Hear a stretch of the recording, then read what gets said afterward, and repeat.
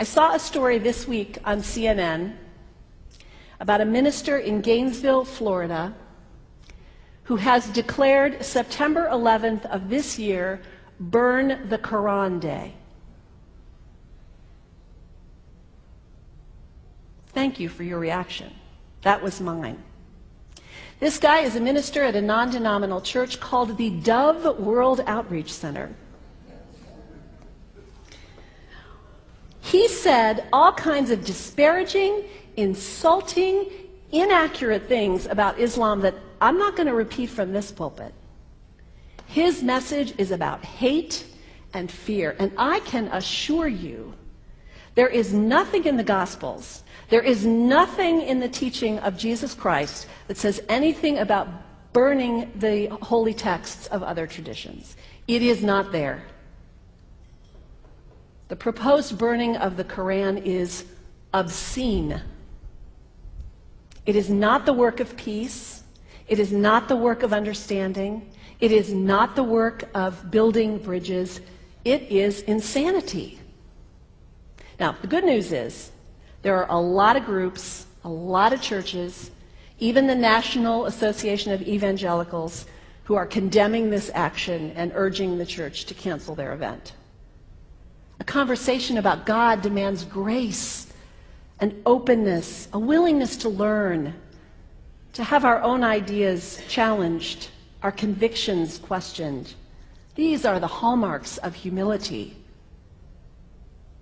When I was in seminary, I read from someone whose name is lost to me now, when you speak of God, your voice should shake a little. You know, Jesus had no time for religious know-it-alls.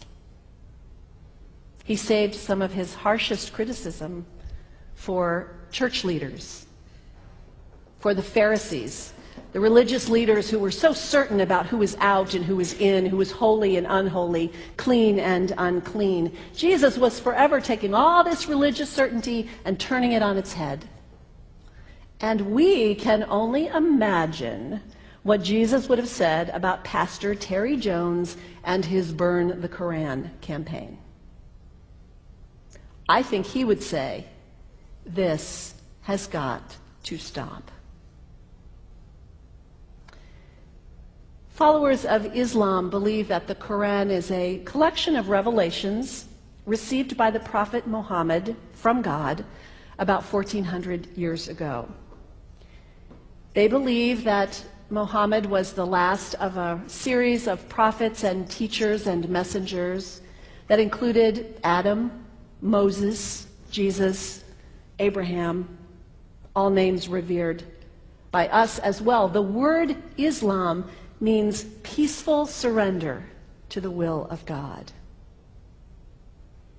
The Quran was written at a time when the Muslim people were being driven from their homes, persecuted, and killed.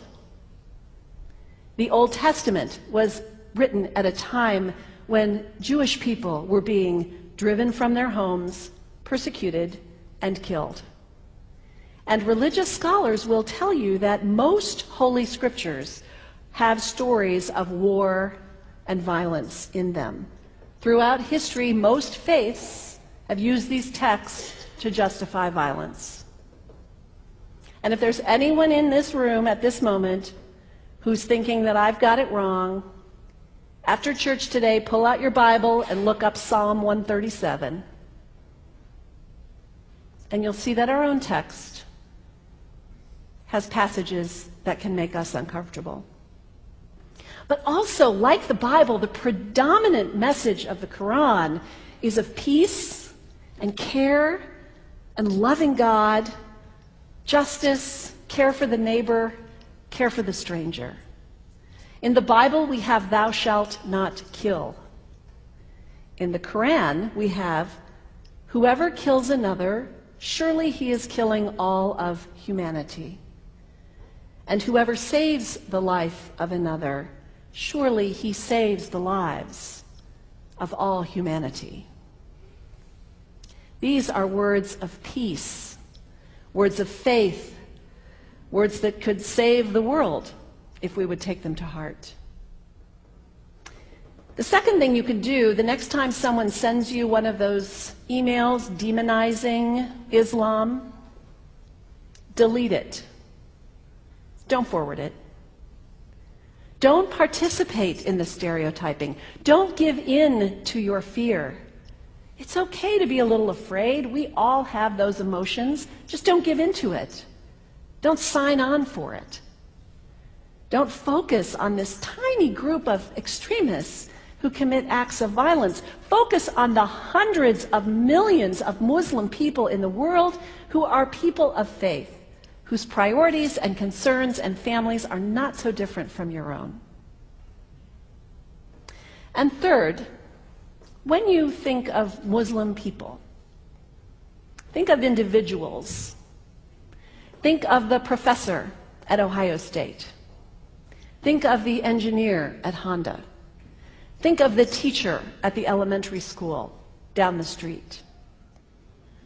When you think of Muslim people, remember those who died on 9/11, not the hijackers. There was only a handful of them. Remember Mohammed Sunhami Hamandi. He was born in Pakistan. He came to the United States as a small child with his parents. He played high school football. He went to college. He became a part-time ambulance driver. He died, this Muslim young man, on 9/11, trying to rescue people and save lives. When you think of Muslim people, remember Mohammed Salahuddin Cloudhurry. He was a waiter at Windows on the World, which was at the top of the World Trade Center. He died that day. His wife had their baby 2 days later. When you think of Muslim people, remember Rama Salih. She was a woman, 28 years old. Her neighbors described her as fun and outgoing and generous. And she died on American Airlines Flight 11, 7 months pregnant with her first child. Remember the founder of the Islamic Circle of North America, who worked in the World Trade Center and also died on September 11th. That same group now is giving away tens of thousands of copies of the Quran in response to the campaign about burning the Quran. In the language of their own tradition, they are spreading words of faith and peace and hope. One of the ladies at the 8:30 service this morning said to me after, maybe we should declare September 11th, buy a Quran and read some of it. It is for us to share our message of love and hope and peace, but let us do it with grace and respect and above all, humility. God grant us, as individuals, as a nation, as Christians, the humility for this work.